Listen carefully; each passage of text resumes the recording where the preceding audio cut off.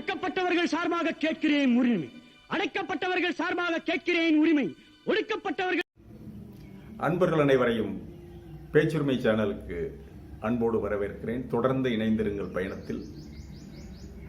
இன்றைய நிகழ்ச்சியில் நாம் பார்க்க இருப்பது இந்த எச்சில் இலையில் உருண்டு புரண்டு சொர்க்கலோகம் தேடிய விவகாரம். சாப விமோச்சனத்துக்காக ஒரு குறிப்பிட்ட சமூக அமைப்பு அந்த எச்சில் இலையில் உருண்டு புரள்வதற்காக எத்தனை வருஷம் கேஸ் நடத்தி கடைசியா சொத்து பிரச்சனைக்கா கேஸ் நடத்தினா, அல்லது ஜாதி சர்டிபிகேட்டுக்காக இவன் நடத்தினானா? இல்ல, எச்சில் இலையில உருண்டு புரள்றதுக்கு ஒரு கேஸ், அதை 20 வருஷமா நடத்தி அதை வாங்கிட்டு வந்து உருண்டு புரள்றானே, இவன்களை எந்த லிஸ்ட்லயா சேர்க்கிறது? சரி, இந்த கேஸ் யார் போட்டது? ஒரு தனி நபர் இந்த விஷயத்தில் அவர் கோர்ட்டுக்கு போறார். ஆகவே இது தமிழக அரசினுடைய தோல்வி அல்ல, தமிழக அரசு வழக்கு நடத்தவில்லை. ஒரு தனிநபருக்கும் ஒரு சமூக அமைப்பினுடைய, ஒரு சமூகத்தினுடைய தனிப்பட்ட ஒரு சடங்குக்கும் இடையிலே ஏற்பட்ட விஷயம். இதை நிறுத்தச் சொல்லித்தான் அந்த தனிநபர் கோர்ட்டுக்கு போறார்.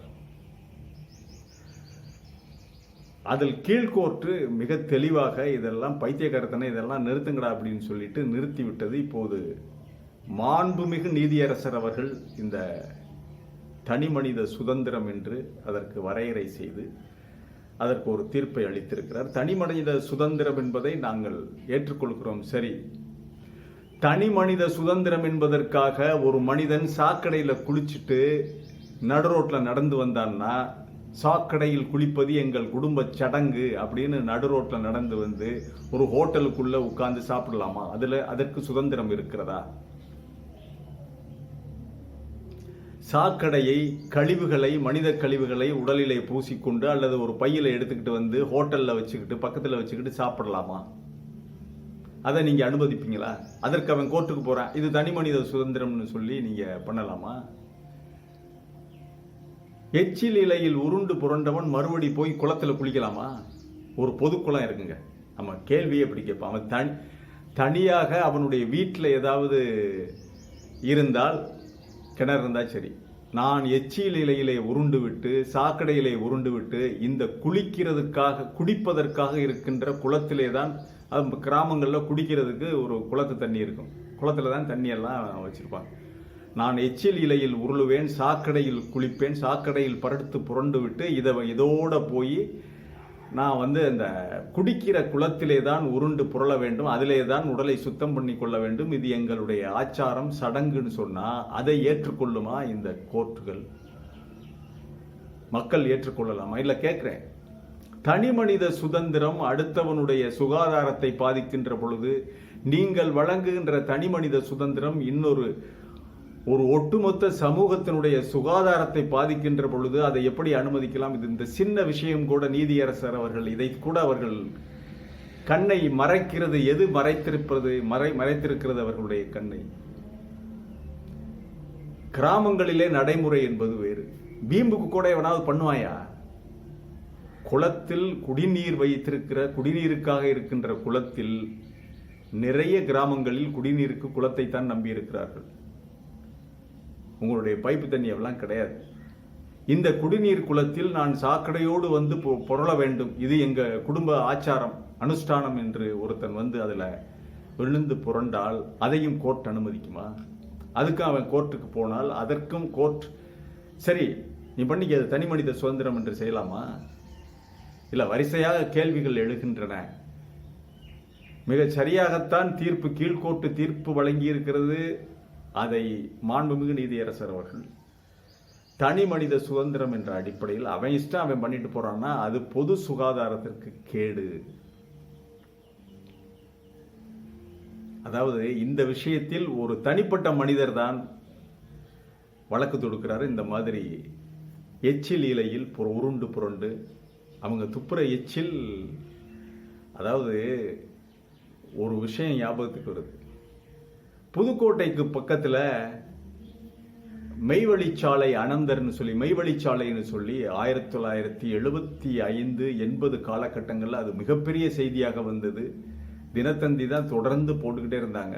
மெய்வழிச்சாலை அனந்தர்கள் அவங்க ஒரு தலப்பா கட்டியிருப்பாங்க, பஞ்சாப் சிங்குகள் மாதிரி தலப்பா கட்டியிருப்பாங்க. அந்த மெய்வழிச்சாலைக்கு இன்றைக்கும் காரைக்குடியிலிருந்து போகும்போது இடது கை பக்கத்தில் மெய்வழிச்சாலைக்கான ஒரு போர்டு போட்டிருப்பாங்க, இருக்காங்க, வருவாங்க தலப்பாவெல்லாம் கட்டிக்கிட்டு. அந்த மெய்வழிச்சாலை அனந்தர் என்பவர், அவர் தான் குரு.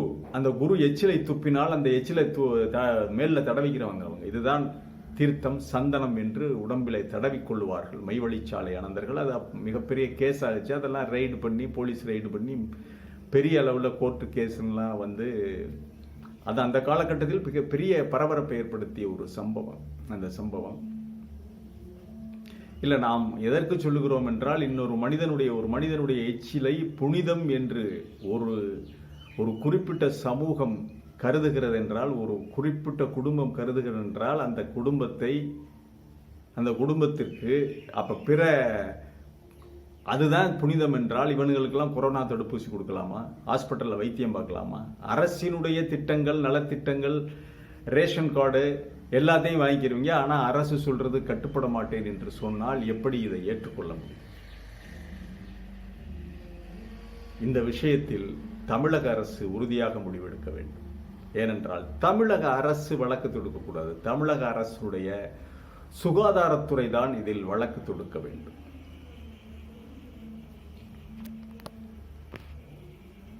ஆமாம், தமிழக அரசினுடைய சுகாதாரத்துறை இந்த விஷயத்திலே மீண்டும் வழக்கை கொண்டு சென்றால், கோர்ட்டுக்கு கொண்டு சென்றால், தமிழக அரசு அப்பீல் செய்யக்கூடாது. தமிழக அரசினுடைய சுகாதாரத்துறை தான் இதில் அப்பீல் செய்ய வேண்டும். ஏன் தெரியுமா? ஒருத்தருடைய எச்சில் மூலம் பரவக்கூடிய பல்வேறு வியாதிகள் இருக்கின்றன. பல்வேறு வியாதிகள் எச்சில் மூலம் பரவக்கூடிய, அதில் மிக மிக முக்கியமானது டியூபர்குலோசியா எனப்படும் காசநோய், எலும்புரிக்கு நோய் என்று சொல்லுகிறோம்ல. அவங்க இருமி துப்புறான், அந்த சளியில மிதிச்சிடாதேன்னு சொல்லுவாங்க. ஏப்பா சளியை வெளியே துப்பாதப்பா, ஏதாவது மறைவா ஒரு இடத்துல துப்பி மண்ணை போட்டு மூடு அப்படிம்பாங்க. அதாவது டியூபர்குலோசியா இருக்கிறவங்கள, அந்த டிபி இருக்கிறவங்க பக்கத்தில் வந்தாவே இவங்க வரமாட்டாங்க, போயிடுவாங்க மற்றவங்க. அந்த அளவிற்கு அது ஒரு கொடூரமான நோய். அந்த நோய் எதில் பரவும்னா எச்சில்ல பரவும். அதே போல கொரோனா எச்சில் மூலம் பரவக்கூடியது, சுவாசத்தில் பரவக்கூடியது கொரோனா. ஆக இப்படி சாப்பிட்டவர்களிடம் என்னென்ன வியாதி இருந்தது என்று யாருக்கு தெரியும்? சாப்பிட்றவன் அப்படியே அள்ளி இலையில சாப்பிடுவான், அப்படியே அள்ளி இலையில சாப்பிடுவான். அப்புறம் முருங்கைக்காயை நல்லா மென்னுட்டு அதை அப்படியே கையில் எடுத்து அதை அங்கே இலையில பக்கத்தில் வைப்பேன். அப்புறம் கத்தரிக்காய் தோலை தின்னுட்டு அதை எடுத்து பக்கத்தில் வைப்பேன். இதுதான் அவங்க அதில் தான் பொருள்றாங்க. அப்போ எச்சில் டைரக்டா வெளியே வருதா இல்லையா? இலைக்கு வந்துடுதா இல்லையா? ஒரு மனிதனுடைய எச்சில் இலைக்கு வந்து விடுகிறது. ஆகவே இந்த விஷயத்தில் இந்த மாதிரியான சுகாதாரக்கேடான விஷயங்கள் மூலம் ஒரு மனிதனுடைய காசநோய், ஒரு மனிதனுக்கு இருக்கின்ற கொரோனா, ஒரு மனிதனுக்கு இருக்கின்ற இன்னும் பல்வேறு, அதாவது எச்சில் மூலம் பரவக்கூடிய வியாதிகள் நூற்றுக்கணக்கில் இருக்கு. இந்த மாதிரி வியாதிகளை எல்லாம் ஒவ்வொன்றாக அடுக்கி இந்தந்த வியாதிகள் இன்னென்ன வியாதிகள் எச்சில் மூலம் பரவக்கூடியவை. ஆகவே இதற்கு இந்த சுகாதாரத்துறை இதை கடுமையாக ஆட்சேபிக்கிறது. இந்த மாதிரியான விஷயங்களை எல்லாம் தடை செய்ய வேண்டும். இது பொது சுகாதாரத்திற்கு கேடு. தமிழக அரசு பல்லாயிரம் கோடி ரூபாயை ஒவ்வொரு வருடம் இலவச மருத்துவத்தை இலவசமாக கொடுத்து இலவசமாக மருந்து மாத்திரைகளை வழங்குகிறது. அப்புறம் எதுக்கு நாம இலவச மருத்துவமனை கட்டி வச்சிருக்கோம், இலவசமாக இது பண்ணிக்கிட்டு இருக்கோம்? இப்படி வியாதிகளை இழுத்து கொண்டு வந்தால் இதற்கு பொறுப்பாகுவது அரசு தானே. ஆகவே அரசு சொல்வதை மக்கள் கேட்க வேண்டும். இலவசமாக மருந்து மாத்திரை வாங்கிக்கிற இல்ல, இலவசமா எவ்வளவோ செய்யறாங்கல்ல, உன்னுடைய பிள்ளை பேருக்கு பணம் கொடுக்குறாங்கல்ல, தடுப்பூசி இலவசமா போடுறாங்கல்ல, இவ்வளவும் யாருக்காக? மக்களுக்காக. மக்கள் வரிப்பணத்தில் இருந்தானே பண்றாங்க. பெரும்பான்மை மக்கள் கொடுக்கிற வரிப்பணத்திலே வாழ்ந்து கொண்டிருக்கின்ற உங்களுடைய உடலை பாதுகாக்கின்ற ஒரு கும்பல், நான் இப்படிதான் எச்சில் இலையிலே நான் உருண்டு புரள்வேன் என்றால் அதை தடுப்பதற்கு அரசுக்கு அதிகாரம் இருக்கு. இதை கோர்ட்டில் போய் சொல்லணும். யார்? சுகாதாரத்துறை தான் சொல்ல வேண்டும். அரசினுடைய சுகாதாரத்துறை மாநில அரசினுடைய, தமிழக அரசினுடைய மருத்துவ கவுன்சிலில் இருந்து ஒரு வழக்கை தொடுக்க வேண்டும். இதே GR சுவாமிநாதனிடம் அவர்களிடம் நீதியரசர், மாண்புமிகு நீதியரசர் GR சுவாமிநாதன் அவர்கள் விசாரிக்கட்டும். மருத்துவ கவுன்சில், தமிழ்நாடு மருத்துவ கவுன்சில் இந்த வழக்கை தொடுக்கட்டும். அதில் அவர் என்ன தீர்ப்பு சொல்றாருன்னு பார்ப்போம்.